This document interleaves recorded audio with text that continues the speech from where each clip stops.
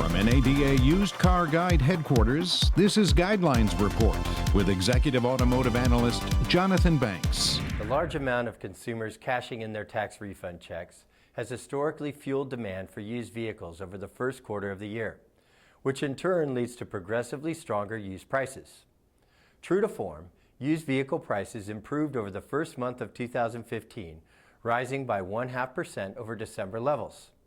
For historical context, prices have grown by an average of 0.7% in January over the past 20 years.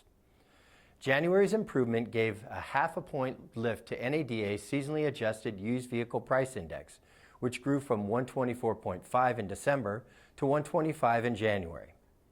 January's index reading was more than 1% higher compared to last year, and is also the 5th highest ever recorded.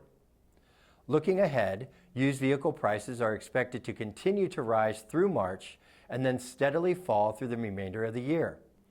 We're forecasting a 1 to 1.5% rise in prices in February, followed by an additional 0.5 to 1% increase in March. Low gas prices will lead to stronger truck and more muted car price growth over the period, while luxury vehicle prices in general will be softest overall. Auto sales began the year up 14% in January compared to a year ago when harsh winter weather dampened the U.S. economy.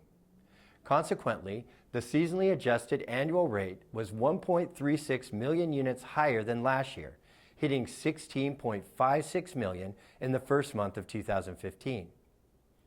Domestic sales were up over 16% in January, beating imports for the third consecutive month. Detroit's Big Three performed quite well, seeing double-digit growth and beating the industry average. General Motors took the domestic podium with an 18% improvement in sales, led by its utility vehicles, which include the new Chevrolet Colorado and GMC Canyon pickups. As far as Asian imports go, Japanese brands bolstered monthly sales growth, which was up 13% so far for the year.